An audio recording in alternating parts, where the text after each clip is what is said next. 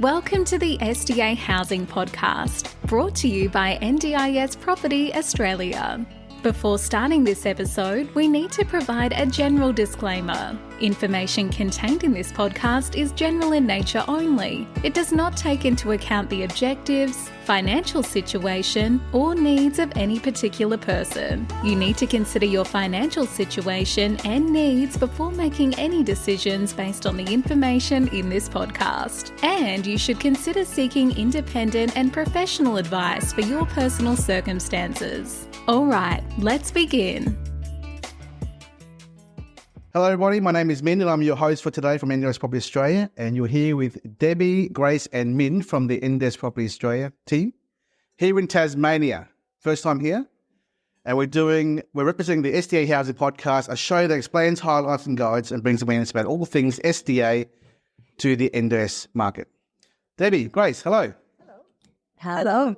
How are you? We're good. How are you finding Tasmania at the moment? Cold. It is so cold. Well, Tasmanians have been lovely, but yeah, we had snow last night on the mountain, so there you go. Yeah. And it's the end of November. So for our listeners on our show at the moment, we are sitting at the SDA Conference in Hobart, presenting to about 80 different people attending the whole day event. And we're doing, courtesy of Lynn's invite, we're doing a live podcast in front of the whole show, the whole crowd here. Debbie, let's start off one of the questions you may have already put together yourself, if there's no questions popping in from the crowd so far. Okay. So one of the questions that we have come up with, what are the construction timeframes around Australia at the moment for SDA? Grace, what's your thoughts in Queensland? In Queensland at the moment, it's about 15 months, which is quite a while. Unfortunately, a lot of our clients who started with us about a year or 2 years ago are now just slowly getting their houses delivered. But the newer stages will be a bit faster. So we're hoping, the construction industry will be pretty good. I think in Perth, we're looking at about 7 to 10 months if it's a small lot build, small build. A traditional build, we're looking at about 12 to 14 months there. According to Jonathan from Access Living, he's getting through them in about 6-7 months in Melbourne. And the average is looking at 12 to 14 months all up, yeah. So are there guarantees? Provider-led, participant-led, builder-led? What does all that even mean? I hate dealing with this question. Grace, how do you deal with this question normally? Well, realistically, there's no guarantees, but we can try and mitigate a little bit of, by doing basically talking to providers and asking them for what we would call comfort letters to, because some of them have done some research in the area that they work in, and we sort of put that together and present it to the to the buyers. I think Access Living has worked a lot on their end as well, and they've worked very closely with providers. And I think from your podcast, you're saying that 90% of your homes are filled. 97%. 70% or 90%? Yeah, that's right. So that's a very good track record.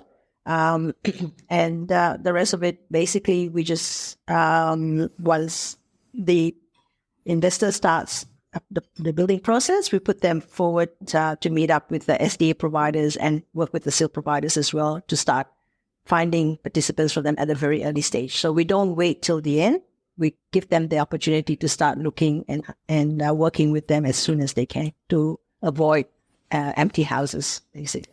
The only guarantee I'll give anyone is I guarantee it'll be a long time to build time frame, and I guarantee it'll be a very big challenge to fill the house up with the expectation of the investor. There's too many investors who are just seeking the 3-tenant houses, and the trend is 1.8, as Alison mentioned earlier, 1.8, 1.9 distance per dwelling.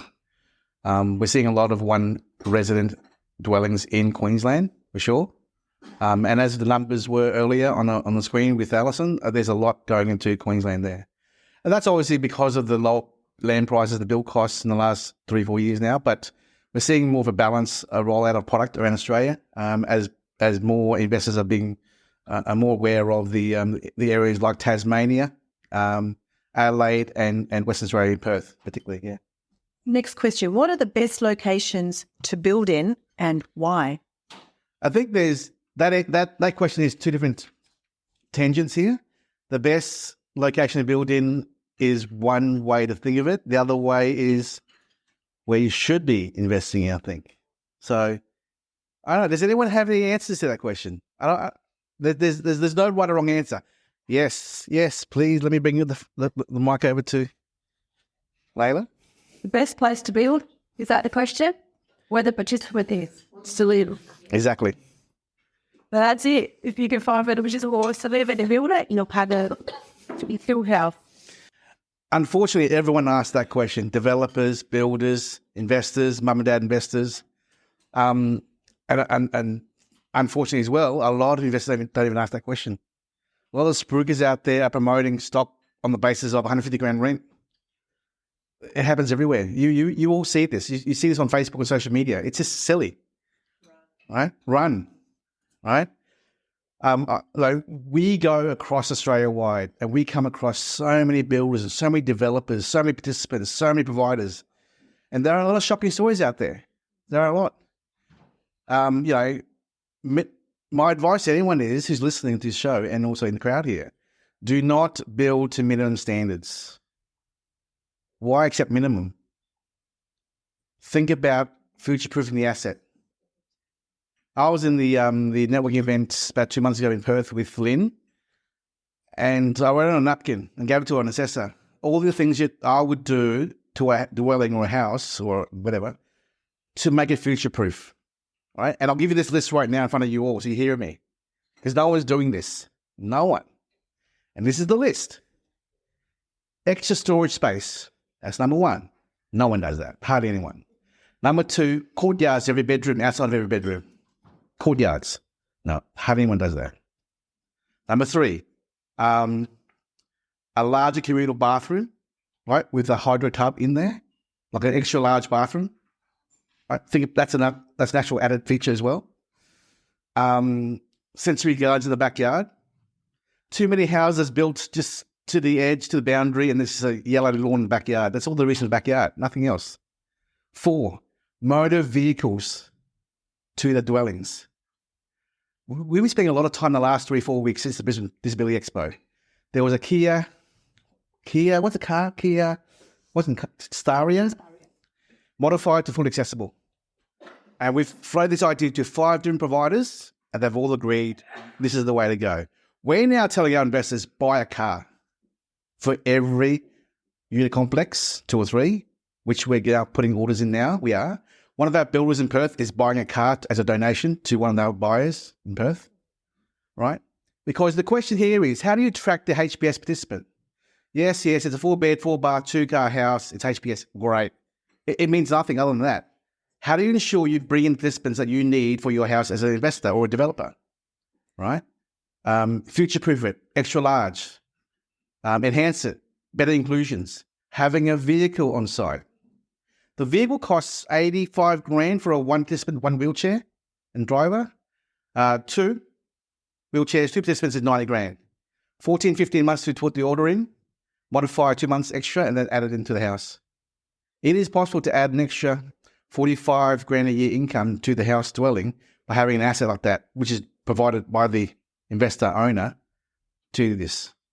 We're looking at other development sites in Sunshine, in Wollongabba, in Liverpool, in Schofields, which are built, under construction, almost built, to add 1, 2, 3 vehicles per site for the 10 to 12 participants. No charge, just there it is. Because participants do have transportation costs as part of the funding with NDIS. So we're looking at other options to enhance the SDA dwelling itself. Do not build to minimum. Have all these little extras to the house, to the site.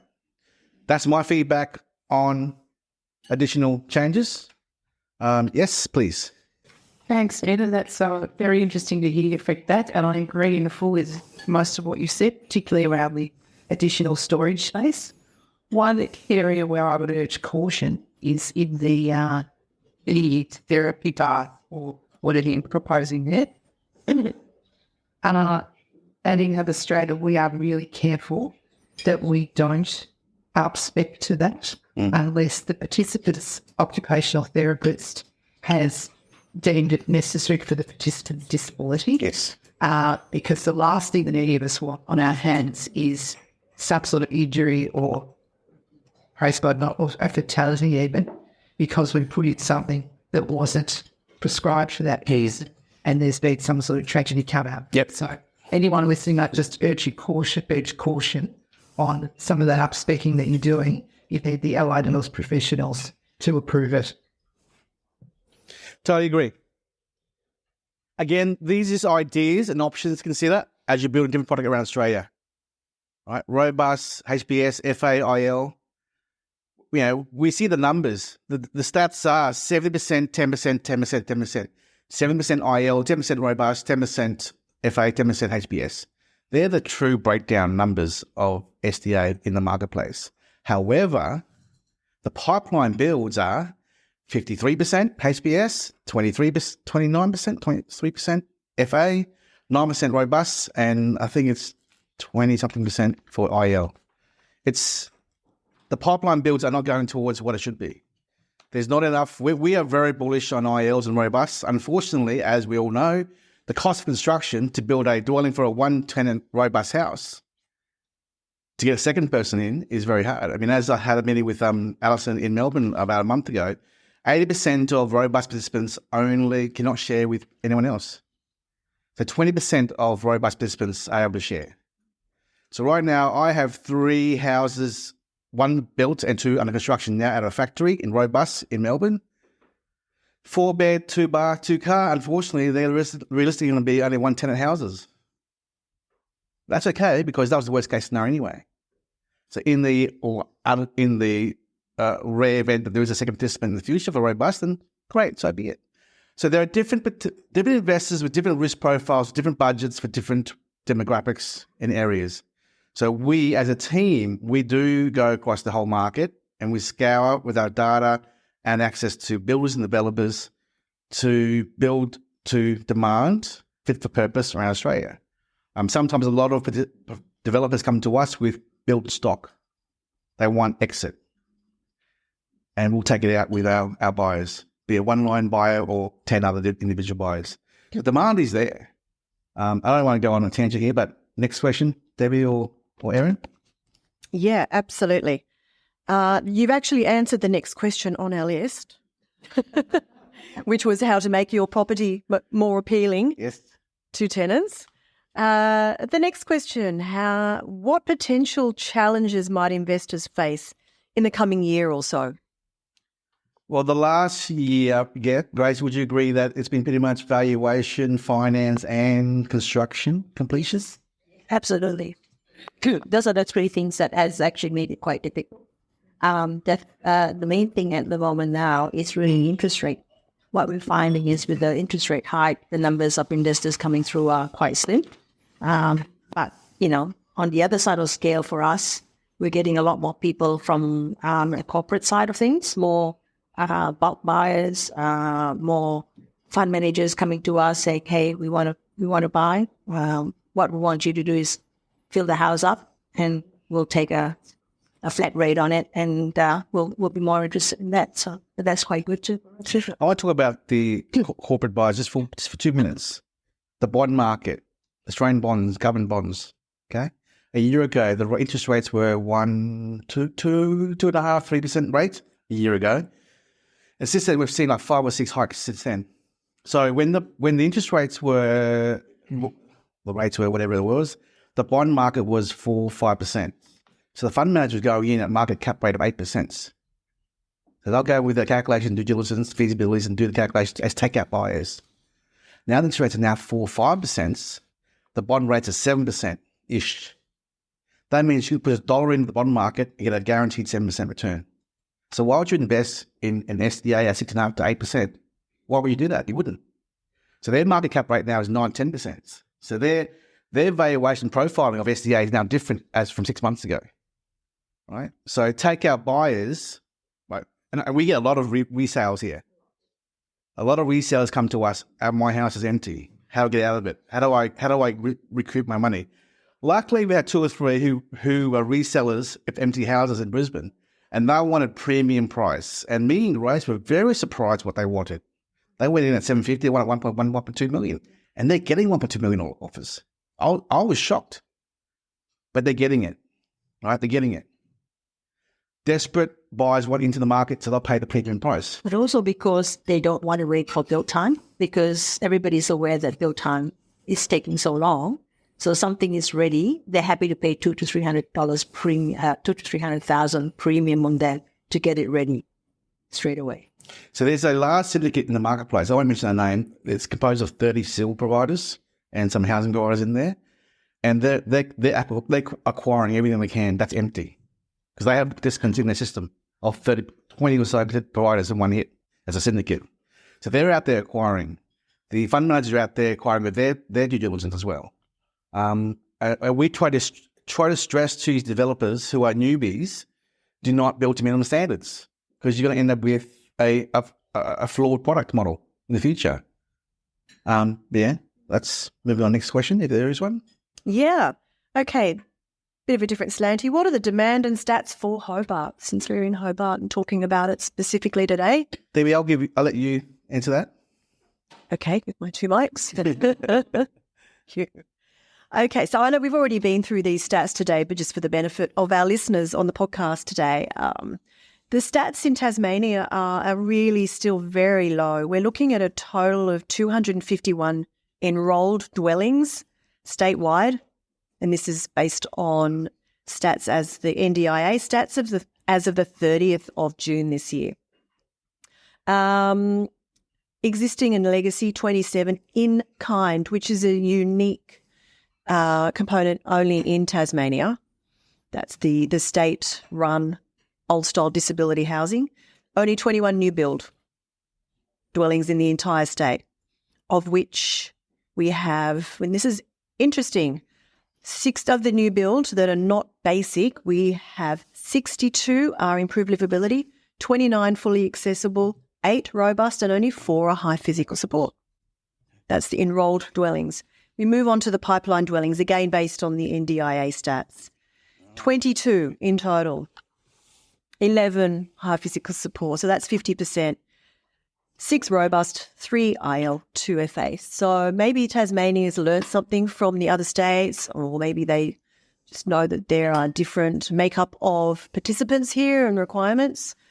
But so that those stats are quite different to the regular stats that are coming. Yeah, and I'll cover some information, some stats from Jonathan from Access Living up at the end of the day here about what they're doing in Tasmania, because there's definitely a big demand for this. And as Alison said earlier today, it doesn't worry about all the excess or the large number volume of HPS houses being built in Queensland or wherever. Because why? Because their ILs need somewhere to go. They need to go somewhere because no one's building the ILs, not really. So if there's a lot of empty HPS houses out there, they'll be getting them in. And with the price changes in July 2023, the 5-year review, I think you'll see a nice little bump up with the ILs for sure in that category there. I mean, I have a lot of meeting with other providers in Queensland, and they say, look, CPI reflection there will occur in April, May there, and then the hopefully, fingers crossed, the July 23 price review will come in there, and we might see 10 to 15. I'm hoping for 20% uplift in the revenue there by middle or late next year there from all those numbers, but we'll see what happens. Yeah, I want to just go on to the other side of the stats, the demand, very quickly. Yes. We also talked about this earlier today, but basically in Tasmania currently, there are a total of 493 SDA-funded participants, of which 420 are currently in a dwelling. 73, that's 15%, are looking for an alternate dwelling or for a dwelling. Of those, the breakdown of stats, it's fairly even actually. We've got 19 are high physical support, 16 fully accessible, 21 improved livability, 1 is looking for robust, 16% are not defined. Of course, the NDIA don't have perfect stats, unfortunately, which makes all of this statistic delving hit and miss. We can only do what we can with the information we've got, really. I want to raise another topic that Alison raised earlier about MTA, STA, right? I've been studying this marketplace for the STA, MTA market for 2 years now, and I've been just watching, guiding, just studying it, talking to people. Here's the question that everyone's asking. What if I build a house or a unit or a complex in wherever and it's empty? Or there are some houses or some units empty. The STA, MTA marketplace is your backup. It really is. As Alison said, it's 100% of the marketplace.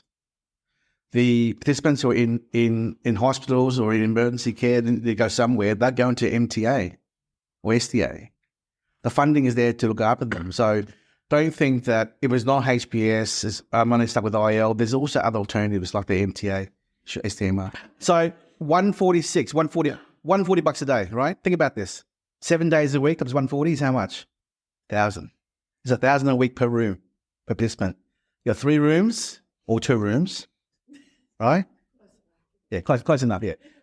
2 rooms that be used as MTA, that's 2,000 a week right there. It's 100 grand a year. That's not far off from IL and HBS, is it? So don't think that an empty HBS is useless. It can be used for other meetings like this. So I want to tell you something as well. This is the crunch as well for I told Alison. HBS is 0.00372% of the marketplace. 0.003%. That means 99.997%, whatever that number is, of the remaining number is not. So all those investors chasing HBS or wheelchair-bound participants are not going to get them.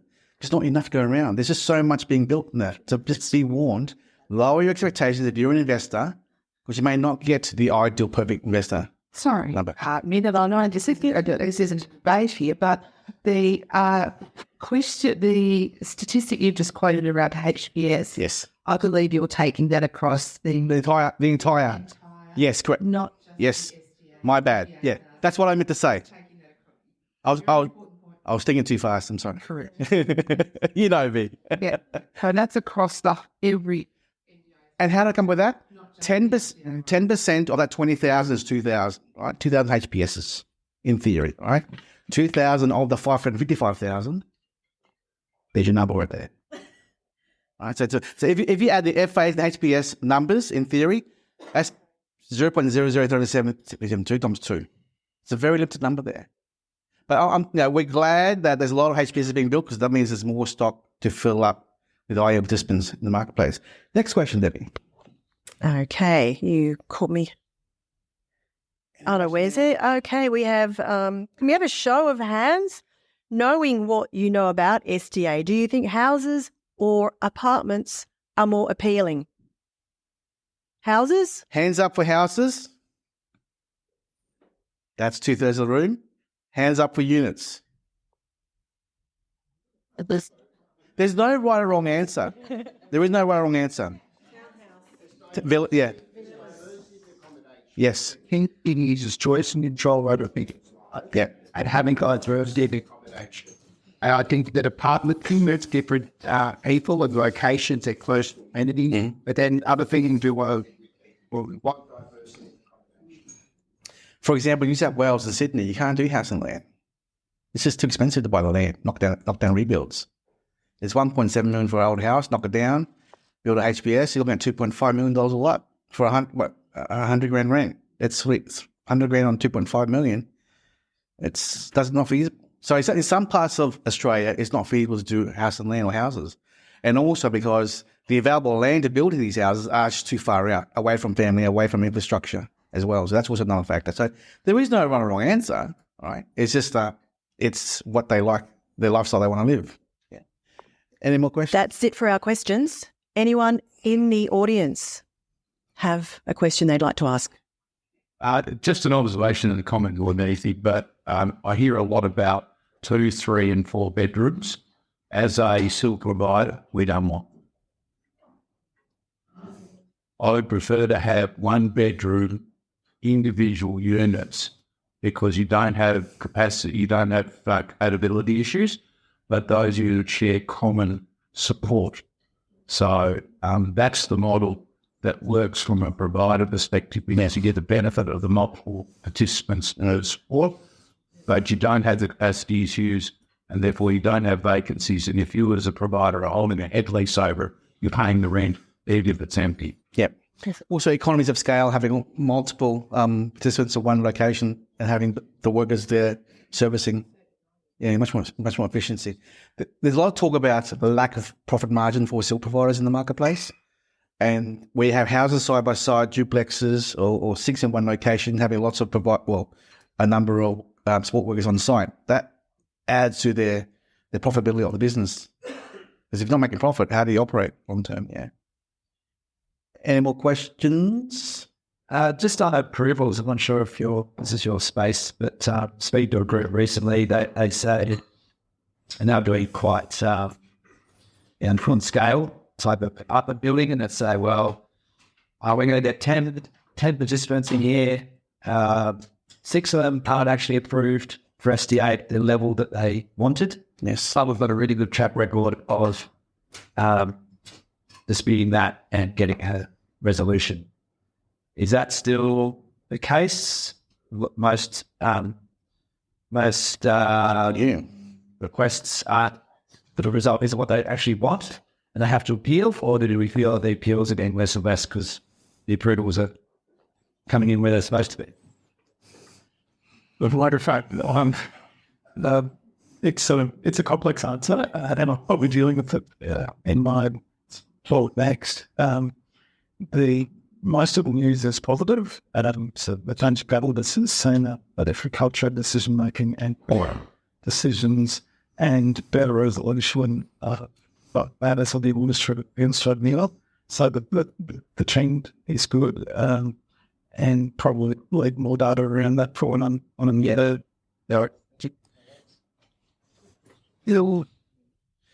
We publish 2 episodes a week. We encourage you to come talk to us, talk to one of our staff. If you would like to share your SDA journey, be it a developer, a builder, a provider, participant, we love hearing stories about SDA, and we try and interview as many people around Australia as possible about SDA itself to bring awareness to the community around Australia about what it's all about. Because there's so much more. SDA is a very complex topic inside the NDIS itself. So we thank you for your time, everyone. We'd love to interview you more if you have the chance to sit down with us for 20, 30 minutes the next 2 or 3 days to do so. So thank you very much, guys. Cheers.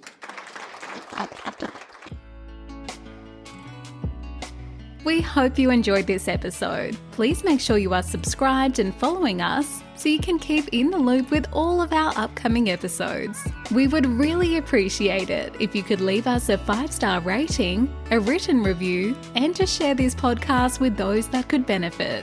Until next time, catch you on the next episode.